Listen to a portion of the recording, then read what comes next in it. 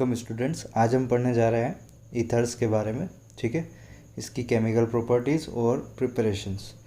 तो ईथर की बात करें तो इसका केमिकल स्ट्रक्चर आपको कुछ इस तरीके से दिखता है, ROR की फॉर्म में, डाई एल्काइल ईथर, जिसे हम कॉमन नेम की तरह जानते हैं। और इसका IUPAC नेमिंग में हम यूज़ करते हैं एल्कोक्सी एल्केन। क्या यूज़ करते हैं? Alkoxy alkene. जनरल फार्मूले की इसकी बात करें तो CnH2n+2 और साथ में आता है O। ठीक है, CnH2n+2 और साथ में क्या आता है? O आता है। ठीक है, इसको अगर एग्जाम्पल के तौर पे इसके नाम देखें हम, जो ऊपर अभी हमने जिक्र किया है उसके बारे में, तो कुछ इस तरीके से नाम होते हैं। छोटा वाला पार्ट ऑक्सी के साथ जाता है, मिथॉक्सी, और जो बचा हुआ पार्ट है आपका ज़्यादा कार्बन वाला, वो आपके एन लगता है उसके पीछे, तो मिथॉक्सीथेन, इस तरीके से इसके नाम होते हैं। वैसे ये आपको IUPAC नेमिंग में बता रखा है, लेकिन कभी कभी भूल जाते हो तो दोबारा बताया है। ठीक है, या इथाइल मिथाइल मिथर भी लिखा हुआ आ सकता है आपको कॉमन नेम्स के तौर पे, या 2-ऑक्सा-ब्यूटेन, इस टाइप से भी बोलते हैं इसे, लेकिन इनको ज़्यादा ध्यान नहीं देना। हमारे लिए IUPAC ज़्यादा इंपॉर्टेंट है। ठीक है, और इसी से आपको क्वेश्चन पूछे जाते हैं, तो डोंट वरी। नेक्स्ट, ईथर आपके एक तरह से मोनो एल्काइल डेरिवेटिव है ROH का, है ना। ROH जो आपके एल्कोहल है, उसको एक और एल्काइल ग्रुप लगा दो तो वो क्या बन जाता है? ईथर बन जाता है, ये है ना। या फिर H2O में दोनों H की जगह दोनों आपके क्या लगा दो? एल्काइल ग्रुप्स लगा दो, दो एल्काइल ग्रुप्स, डाई एल्काइल, तो ये डाई एल्काइल डेरिवेटिव हो जाएगा H2O का। ठीक है, कभी कभी स्टेटमेंट में इस तरह की लैंग्वेज यूज़ करते हैं, उसके लिए ये चीज़ें आपको बताइए। ठीक, अब देखिए जनरल रिएक्शन अगर देखें इसकी, तो ROH से आपके एक H निकल जाए, एक R आ जाए, मतलब वही मोनो एल्काइल डेरिवेटिव, उसी को समझाया है, और ये डाई एल्काइल डेरिवेटिव। ठीक है, क्लासिफिकेशन की अगर बात करते हैं हम ईथर की, तो दो तरीके के क्लासिफिकेशन है। सिंपल ईथर, जिसमें दोनों आपके एल्काइल ग्रुप सिमिलर रहेंगे, और मिक्स्ड ईथर या अनसिमेट्रिकल ईथर, जिसमें दोनों एल्काइल आपके अलग अलग रहेंगे। क्लियर? तो इस तरीके से ये तो आपके ब्रीफ इंट्रोडक्शन है ईथर के बारे में। ओके, नेक्स्ट हम बात करें इसके स्ट्रक्चर की। देखिए इसका स्ट्रक्चर बेंट होता है, क्योंकि इसके O के पास लोन पेयर्स होने की वजह से VSEPR थ्योरी अगर हम जाएं केमिकल बॉन्डिंग में, तो स्पेस ज़्यादा ऑक्यूपाई करेंगे, तो उसकी वजह से इसका स्ट्रक्चर कैसा आएगा? बेंट आएगा। आप इसको अगर लीनियर तौर पे देखेंगे तो आपको लगेगा कि इसमें तो आपके डायपोल मोमेंट कैंसिल आउट हो जाएगा, तो ये नॉन पोलर में गिना जाएगा, लेकिन नहीं, बेंट होता है, उसकी वजह से इसका डायपोल मोमेंट होता है, भले ही कम आए, लेकिन ये पोलर होता है। कैसा होता है? ये पोलर होता है, क्योंकि इसका स्ट्रक्चर बेंट है आपके, तो उसकी वजह से ये डायपोल मोमेंट पजेस करेगा, और इसीलिए ये पोलर मॉलिक्यूल्स की गिनती में आता है। भले ही बहुत ज़्यादा पोलर ना हो, लेकिन फिर भी पोलर है। ठीक है, इसका बॉन्ड एंगल 110 डिग्री होता है।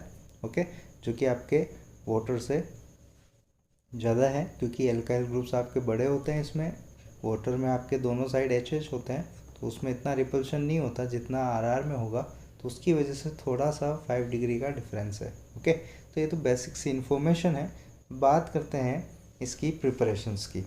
तो प्रिपरेशंस में सबसे पहली रिएक्शन जो आएगी आपके ईथर में हमेशा, और बहुत इंपॉर्टेंट भी है, जितने स्टार लगाओ उतने कम है, क्योंकि हर एग्ज़ाम में पूछी जाती है, चाहे नीट हो, JEE हो, एडवांस हो, हर एग्ज़ाम में ये रिएक्शन आती है, विलियमसन सिंथेसिस। वैसे इसको कुछ लेक्चर्स में आपके एल्काइल हैलाइड में पढ़ा दिया करते हैं, लेकिन ईथर की है मेन रिएक्शन, तो मैंने इसीलिए इसको ईथर में ही रखा है। एल्काइल हैलाइड के साथ नहीं पढ़ाई थी इसको आपको। ठीक है, तो देखिए इसमें होता क्या है, वही आपके एक एल्काइल हैलाइड होगा, दूसरा NaOR होगा। ठीक है, कुछ भी नहीं है, सीधी सी बात है, ये NaX निकल जाएंगे बाहर। ठीक है, और क्या बचा? ROR। तो इस तरीके से ये ईथर फॉर्म हो जाती है, NaX बाहर निकल जाता है। इसमें SN2 रिएक्शन होती है, ये सबसे इंपॉर्टेंट चीज़ है इसमें, कि कैसी रिएक्शन होती है? SN2 रिएक्शन होती है ना। अब SN2 है तो ध्यान हमें कुछ रखना पड़ेगा इसमें। SN2 रिएक्शन का ऑर्डर होता है 1 डिग्री, 2 डिग्री, 3 डिग्री। ये काफ़ी पूछा गया है विलियमसन सिंथेसिस में।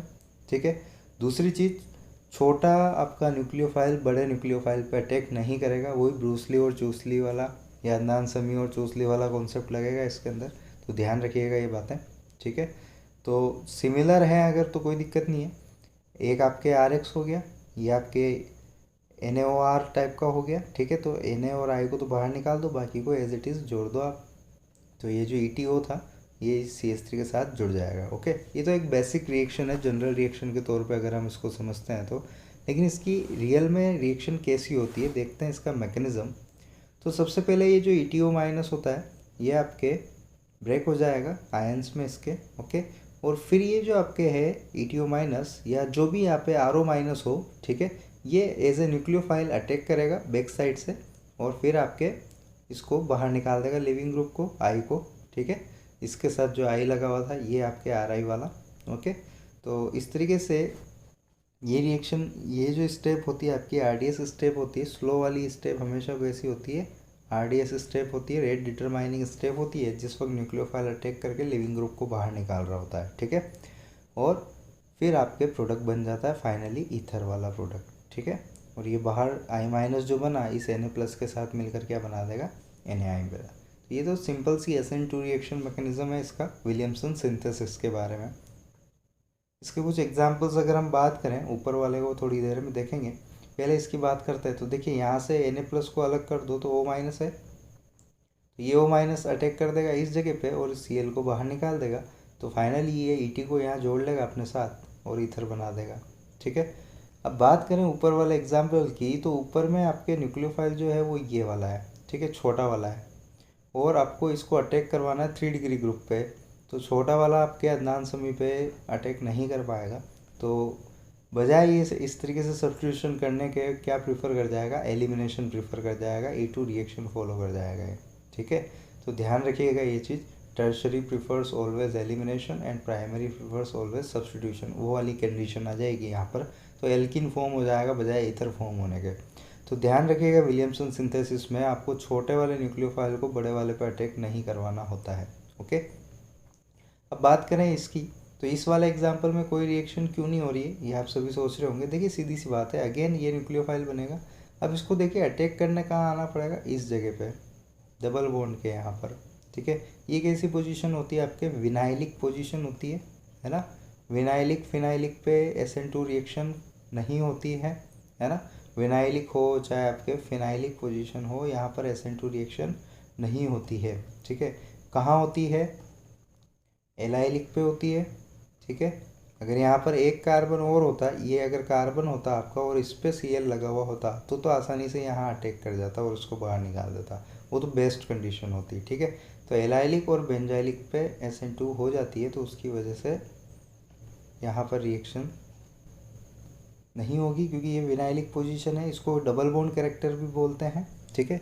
तो ये मैं सही से एक बार और बता देता हूँ, ये न्यूक्लियोफाइल यहाँ अटैक नहीं कर पाएगा, ठीक है, क्योंकि विनाइलिक और फिनाइलिक पोजीशंस पे हम SN2 रिएक्शन नहीं करवाते हैं, सीधी सी बात है, ठीक है। Next, reaction with dry Ag2। तो विलियमसन सिंथेसिस के बाद बारी आती है ड्राई Ag2। देखिए यहाँ पर ध्यान रखिएगा, ड्राई Ag2 लिया है, अगर आप मॉइस्ट Ag2 लेते हैं RX के साथ तो वो बनाता है एल्कोहल, है ना। मॉइस्ट वाला जब लेते हैं, क्योंकि वो मॉइस्ट लेते ही AgOH बन जाता है और फिर OH माइनस आपके अटैक कर जाता है, उस केस में एल्कोहल बनता है। लेकिन यहाँ पर ड्राई लिया है, तो ऐसे केस में क्या होगा, देखिए सीधी सी बात है, ये जो 2 Ag हैं ये 2 Cl को लेके चले जाएंगे और बचा क्या आपके ET और O, तो ये आपस में जुड़ जाएंगे इस तरीके से, है ना। सिंपल सी रिएक्शन है ये भी, तो इसमें ज़्यादा हम डिस्कशन नहीं करते हैं। नेक्स्ट आते हैं ROH पे, ROH के डिहाइड्रेशन पे। देखिए एक ROH का डिहाइड्रेशन हम सभी ने देखा है, जिसमें क्या बनती है, एल्कीन बनती है ना। एल्कोहल के अंदर अभी अभी हम देख के आए हैं एल्कीन बनती है, वो चाहे H2SO4 हो, E1 मैकेनिज्म हो, चाहे आपके Al2O3 हो, E2 मैकेनिज्म हो, उसमें हमने क्या बनाया था, एल्कीन बनाया था एल्कोहल के एलिमिनेशन से, ठीक है। लेकिन अगर टेम्परेचर थोड़ा सा नीचे रखते हैं हम, 30 डिग्री के आसपास थोड़ा नीचे कर देते हैं, तो वो आपके ईथर फॉर्म कर देता है वहाँ पर इस तरीके से, ठीक है। जस्ट 30 डिग्री का अगर कम करते हैं हम टेम्परेचर, इधर आपके L2O3 के केस में थोड़ा 100 डिग्री तक डाउन करना पड़ेगा, तो उस केस में ईथर बना देता है। तो ध्यान रखिएगा, ये काफ़ी पूछी जाती है हीट इफेक्ट के अंदर रिएक्शंस कि कौन सा प्रोडक्ट बनेगा, तो आपको टेम्परेचर ध्यान देना होता है, टेम्परेचर कितना लिया गया है, ठीक है। केल्विन में भी देखे आता है कई बार, 413 केल्विन, 443 केल्विन, इस टाइप से भी देखे आता है कई बार। तो ध्यान रखिएगा इस टेम्परेचर को, क्योंकि टेम्परेचर का बड़ा रोल है एलिमिनेशन वगैरह के अंदर, है ना। तो ध्यान देना है इस पर, ओके। तो 3 मेथड्स बेसिक हमने पढ़ लिए प्रिपरेशन के, उसके बाद आती है बारी रिएक्शंस की, ओके। तो 3 मेथड कौन कौन से पढ़े वो पहले मैं थोड़ा बता देता हूँ आपको प्रिपरेशन के, ताकि रिवीजन हो जाए। तो पहला हमने पढ़ा था विलियमसन, ठीक है, विलियमसन न्यूजीलैंड का कैप्टन आपके, ओके। विलियमसन सिंथेसिस पढ़ी पहली प्रिपरेशन। फिर देखा हमने ड्राई Ag2O को यूज़ किया, मॉइस्ट Ag2O नहीं लेना है, मॉइस्ट Ag2O आपके एल्कोहल बना देता है। फिर हमने देखा एलिमिनेशन, है ना, या एक तरह से देखा जाए तो हीटिंग बोल देते हैं इसको, जिसमें आपके थोड़ा सा नीचे रखें अगर टेम्परेचर 30 डिग्री 100 डिग्री के आसपास, तो वो ईथर फॉर्म कर देगा, ठीक। इसके अलावा भी हम कुछ और यूज़ कर सकते हैं।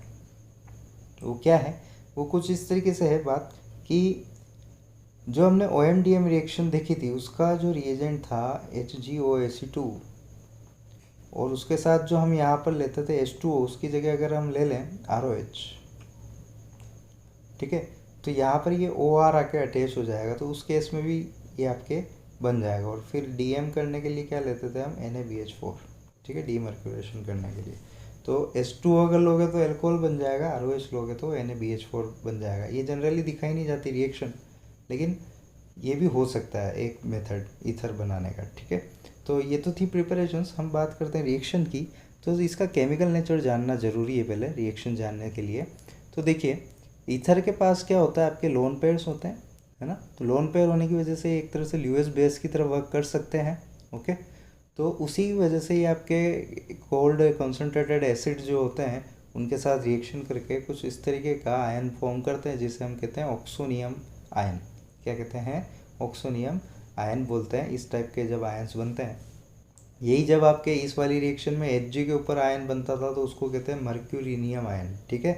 कार्बोकेटाइन नहीं बनता है इस रिएक्शन में, केटाइन बनता है, लेकिन वो Hg पे बनता है, कार्बो पे नहीं बनता, कार्बन पे नहीं बनता है, ठीक है। ये बात ध्यान रखिएगा। अगर स्टेटमेंट में आता है कि OMDN रिएक्शन में कार्बोकेटाइन फॉर्म होता है क्या, तो गलत है वो बिल्कुल, ठीक है, क्योंकि Hg के ऊपर आता है वो भी आपके साइक्लिक इंटरमीडिएट की तरह। क्लियर है। तो अब बात करें अगर हम, तो होती कैसे ये रिएक्शन, इसका मैकेनिज्म देखते हैं। जैसा कि मैंने बताया अभी कि कोल्ड कंसनट्रेटेड एसिड या हॉट कंसनट्रेटेड एसिड हो, उनके साथ ही रिएक्शन करता है ईथर, ठीक है। तो कैसे होती है ये रिएक्शन सारी देखें। देखिए, ये सीधा इसके पास लोन पेयर है, लुईस बेस की तरह वर्क कर रहा है, तो सामने एसिड अगर आएगा तो एसिड बेस रिएक्शन शो करेगा, ये सीधी सी बात है, ठीक है। अब ये कैसे होती है रिएक्शन, ये सारी देखना है हमें। तो कुछ एग्जाम्पल आपको सामने दिख रहे हैं, ऑक्सोनियम आयन वगैरह बन रहे हैं, तो आगे कैसे बढ़ेगी रिएक्शन वो देखते हैं। साथ ही साथ एक और चीज़ है इन्फॉर्मेशन आपके लिए यहाँ पर, कि ether form deity bond with Lewis acid. जैसे इसके साथ में आपके ल्यूइस एसिड्स आते हैं जिनके पास लोन पेयर लेने की जगह हो, है ना, वैकेंट ऑर्बिटल्स हों, वो उनके साथ क्या करता है, डेटिव बॉन्ड बनाता है, कोऑर्डिनेट बॉन्ड बनाता है। देखिए इस तरीके से, ये आपका RMgX ग्रिग्नार्ड रिएजेंट, इसको कौन से मीडियम में रखा जाता है, ईथर वाले मीडियम में रखा जाता है, इथेरियल मीडियम में, क्योंकि ये इसको स्टेबल रखता है ऑक्टेट कंप्लीट करके। अदरवाइज ये हाईली रिएक्टिव होने की वजह से फटाफट रिएक्शन कर जाता है। सिमिलरली BF3 में ऑक्टेट इनकम्प्लीट होता है, तो उसको भी लोन पर देके उसका भी ऑक्टेट ये कंप्लीट कर देता है। तो कुछ इस तरीके से ये आपके ल्यूइस एसिड बेस के बीच में रिएक्शंस होती है ना। तो ध्यान दीजिएगा, इसके ऊपर स्टेटमेंट्स आ सकते हैं, बिल्कुल आ सकते हैं। नेक्स्ट हम बात करें इसकी रिएक्शन की, उसके मैकेनिज़्म को देखेंगे अभी हम, अच्छे से देखेंगे HI वाली रिएक्शन को। पहले हेलोजनेशन की बात करें अगर, तो ईथर का हेलोजनेशन कैसे होता है। देखिए, अगर आप डार्क लेते हैं, सनलाइट ना लेकर के डार्क अगर अंधेरा लेते हैं Cl2 का, तो सिर्फ ये जो अल्फ़ा का कार्बन है ना, इसी को क्लोरिनेट करेगा, ठीक है। देखिए अल्फ़ा वाले को ही किया है ओनली। जैसे ही आप सनलाइट लेते हैं और थोड़ा इसके मोल्स बढ़ा देते हैं Cl2 के, तो सारे के सारे H को डिस्प्लेस कर सकता है। देखिए सारे के सारे H को सब्सटीट्यूट कर दिया है, ठीक है। तो डार्क और लाइट का ध्यान रखिएगा इसका हेलोजनेशन करवाते वक्त, ठीक है। नेक्स्ट, रिएक्शन विथ HX, जो अभी हम फर्स्ट में देखा था हमने, उसी की बात कर रहा हूँ अब मैं। तो रिएक्टिविटी तो हमेशा ये रहेगी आपकी HI HBr HCl वगैरह, है ना। HF की हम बात यहाँ करते नहीं है। Reaction with cold concentrated HX कैसे होगी। देखिए, कोल्ड और कंसनट्रेटेड HX के साथ ऑक्सोनियम आयन बनाएगा, वो तो सभी ने देखा अभी पहली रिएक्शन में, लेकिन वो होता कैसे, मैकेनिज्म देखते हैं उसको। देखिए, सबसे पहले H+ आएगा एसिड से, है ना। तो वो क्या करेगा, यहाँ पर इसको ऑक्सोनियम आयन में कन्वर्ट कर देगा, इंटरमीडिएट बनेगा। अब देखिए, यहाँ बात होती है O के ऊपर जैसे ही केटायन आया तो अनर्थ है, क्योंकि मोर इलेक्ट्रॉन नेगेटिव एटम पे केटायन आना अच्छी बात नहीं होती है। तो फटाफट ये इलेक्ट्रॉन लेके निकलना चाहेगा। अब वो इलेक्ट्रॉन या तो इस वाले बॉन्ड से ले, राइट वाले साइड से, या फिर लेफ्ट वाले साइड से ले, ठीक है।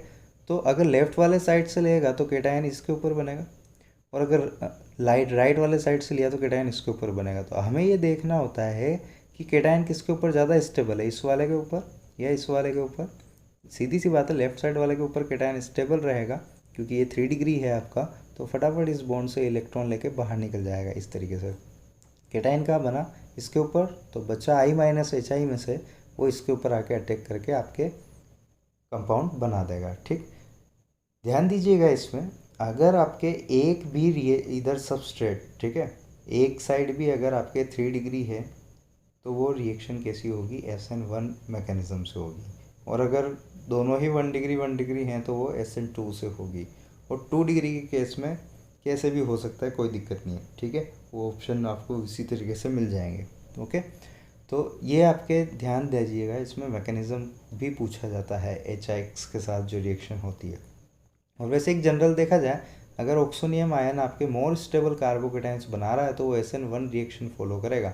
जैसे कि देखिए बेंजीन के जस्ट बाद वाला जो पोजीशन होता है वहाँ पे भी कॉन्जुगेशन में होता है। एलाइलिक पोजीशन पे केटायन का बनना है वो भी आपके अच्छी बात है, सीधी बात है। 3 डिग्री वाला भी काफ़ी स्टेबल होता है तो वो SN1 रिएक्शन फॉलो करेगा। ये अगर pH के ऊपर प्लस आ रहा हो या विनाइलिक पोजीशन पे प्लस आ रहा हो, नॉर्मल 1 डिग्री पे आ रहा हो, तो वो SN2 रिएक्शन ही फॉलो करेगा। ठीक है, तो या तो इसके थ्रू चल लो या फिर इसके थ्रू चल लो, एक ही बात है। ओके, एग्जांपल्स देखते हैं इसके। देखिए इस रिएक्शन में अगेन कोल्ड कॉन्सेंट्रेटेड HI के साथ रिएक्शन हुई, तो पहली स्टेप में तो क्या होगा, ये H+ मिलेगा, ऑक्सोनियम आयन बनेगा। अब हमें देखना होता है कि कौन से वाले बॉन्ड के इलेक्ट्रॉन लेके बाहर निकलेगा। तो देखिए अगर केटायन इसके ऊपर आता है तो ये इसके साथ कॉन्जुगेशन में है फिनाइल रिंग के साथ, इधर आएगा तो बस खाली 1 डिग्री कार्बन है इसके पास +I लगाने के लिए, तो ये इस वाले पे कार्बोकेटायन बनाना पसंद करेगा, यानी ये वाले बॉन्ड के इलेक्ट्रॉन ये लेके बाहर निकल गया। ठीक है, और कार्बोकेटायन यहाँ बना जो I के साथ अटैक के बाद ये आपके प्रोडक्ट बना देंगे। ठीक है, यानी एक आपके आयोडाइड वाला प्रोडक्ट बनता है, दूसरा अल्कोहल वाला प्रोडक्ट बनता है कोल्ड HI के साथ। ठीक है, कुछ और एग्जांपल देखें तो ये भी सेम इसी तरीके से हैं, कोई इसमें कोई नई बात नहीं है। देखिए ये आपके ईथर है, अगेन HI आया, ऑक्सोनियम आयन बनाया। अब किधर आई अटैक करेगा, सीधी सी बात है, जहाँ एंट्रेंस कम है वहाँ जाके अटैक कर देगा ये। ठीक है, क्योंकि दोनों साइड आपके कार्बोकेटायन की स्टेबिलिटी तो लगभग वैसी ही है ना, तो किधर अटैक कर देगा, ये कम साइड वाले पे अटैक कर देगा, कम एंट्रेंस वाले पे, और प्रोडक्ट बन जाएगा आपका। ठीक है, ध्यान दीजिएगा इसमें कार्बोकेटायन इस जगह नहीं बना है ना, कहाँ बना है, इस जगह पे, क्योंकि बहुत ज़्यादा डिफरेंस नहीं होता CH3 और एक अगर कार्बन लग जाए तो। ठीक है, तो उसकी वजह से वो कम हिंड्रेंस पे ज़्यादा प्रेफर करेगा, क्योंकि कम हिंड्रेंस में आना ज़्यादा रेट बढ़ाएगा बजाय इसके पास आने के। ठीक है, तो ये भी कुछ रीजंस होते हैं, इन पे भी ध्यान दीजिएगा। या तो बहुत ज़बरदस्त स्टेबल हो तो वो आ जाएगा हिंड्रेंस में भी, लेकिन खास डिफरेंस नहीं आ रहा है अगर स्टेबिलिटी में, तो वो फिर कम हिंड्रेंस वाला ही प्रीफर करेगा न्यूक्लियोफाइल आपका। ये एग्जांपल काफ़ी आया है, बहुत एग्ज़ाम्स में बहुत बार आ चुका है और रिपीट होता ही रहता है। ठीक है, तो सीधी सी बात है, ऑक्सोनियम आयन बनाओ। अब देखना है कि किधर आपके स्टेबल रहेगा। अगर आप यहाँ से इलेक्ट्रॉन तोड़ोगे तो pH के ऊपर प्लस आएगा जो कि अनर्थ है, कॉन्जुगेशन बिगड़ जाएगा, तो आपको यहीं से तोड़ना पड़ेगा, एक ही ऑप्शन है। ओके, तो यहाँ से बॉन्ड तोड़ोगे तो PHOH तो ये बन गया, और इधर आपके केटायन आने की वजह से I आके या Br आके जुड़ जाएगा। ठीक है, तो बहुत काफ़ी बार पूछा गया है, क्योंकि इसमें कई बार PHI बना देते हैं स्टूडेंट्स गलती करके, है ना, लेकिन हमें सीधा से स्टेबिलिटी ऑफ कार्बोकेटायन देख लेनी है। ओके, ये वही सारे एग्जांपल्स है, बार बार रिपीट होंगे आपके, तो ये अगेन वही पूछ लिया है। ठीक है, तो इसमें PHOH बन जाएगा। ठीक, सीधी सी बात है, pH के ऊपर कार्बोकेटायन लाना ही नहीं है तो I आएगा ही नहीं pH के पास, सीधा देख लेना है हमें, स्पीड का भी ध्यान देना है। ओके, नेक्स्ट इसकी बात करें अगर, तो ये भी वैसा ही है, लेकिन इधर एक 2 डिग्री वाला आ गया है जबकि इधर एक 1 डिग्री वाला है। तो इसमें दोनों टाइप से बना सकते हो आप, SN1 भी फॉलो कर सकते हो, SN2 भी फॉलो कर सकते हो, तो दोनों साइड के प्रोडक्ट बन जाएंगे।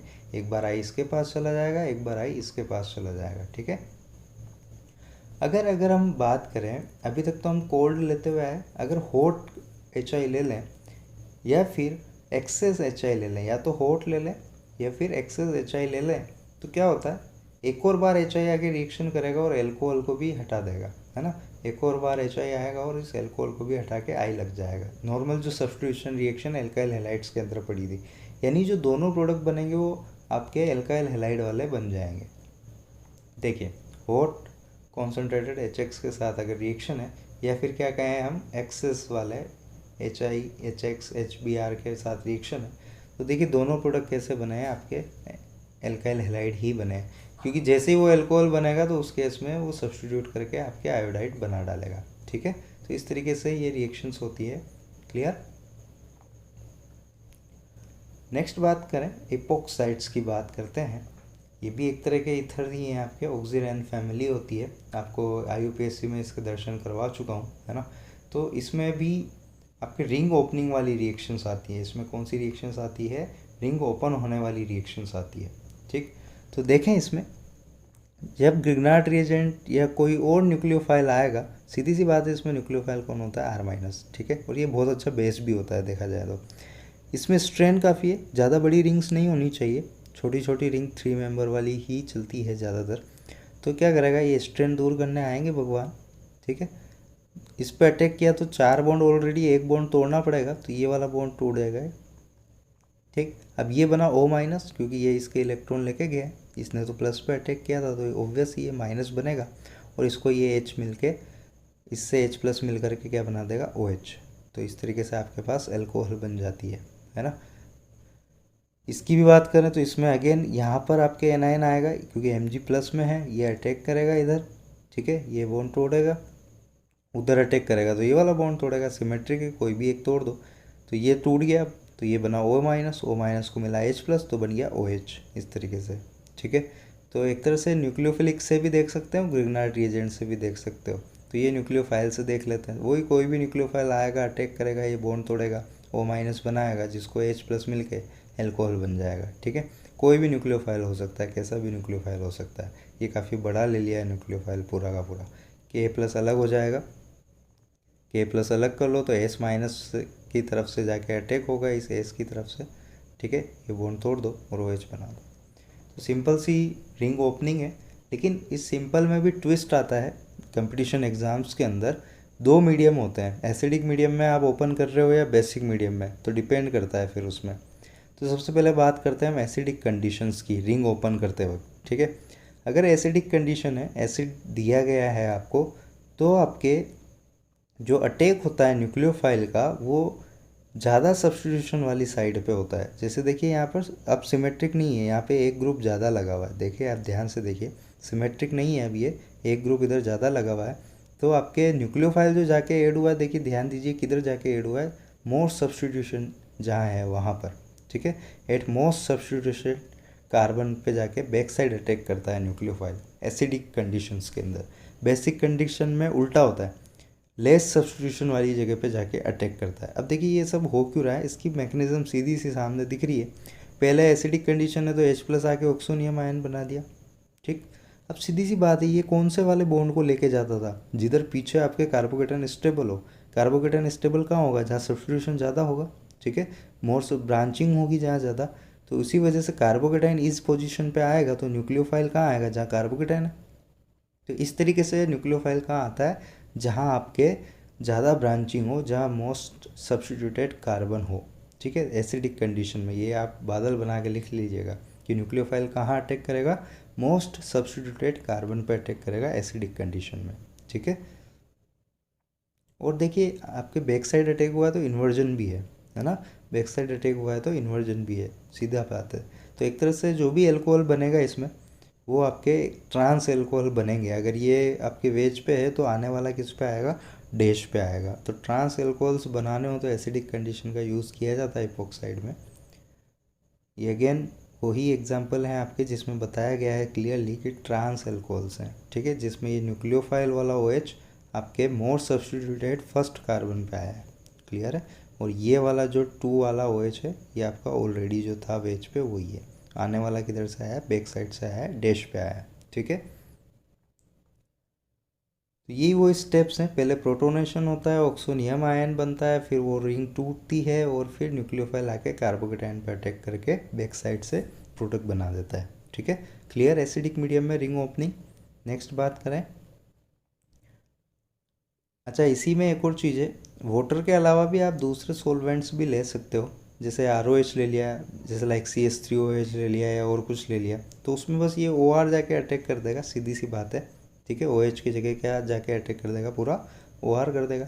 आप HX वगैरह भी ले सकते हो, इसमें सीधी सी बात है, कौन जाके अटैक करेगा, जो भी आपके न्यूक्लियोफाइल है वो जाके अटैक कर देगा। तो ज़रूरी नहीं हमेशा आपके H2 हो, CH3OH HX वगैरह भी हो सकते हैं इसमें। क्लियर।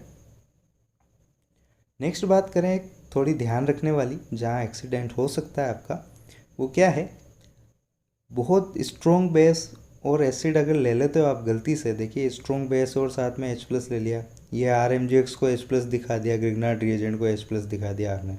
NH2- भी एक बहुत अच्छा बेस होता है, और इसको ये तो KOH से भी अच्छा बेस होता है। ठीक है, तो इनको H+ दिखा दोगे तो ये तो आपस में ही रिएक्शन कर जाएंगे, एसिड बेस रिएक्शन, ये यहाँ तक पहुँच ही नहीं पाएंगे। ये आप जो प्रोडक्ट बनाना चाह रहे हो वो सब कुछ भी नहीं बनेगा, ये पहले ही H+ लेकर के अपने अपने प्रोडक्ट बना के बैठ जाएंगे आपस में एसिड बेस रिएक्शन की वजह से।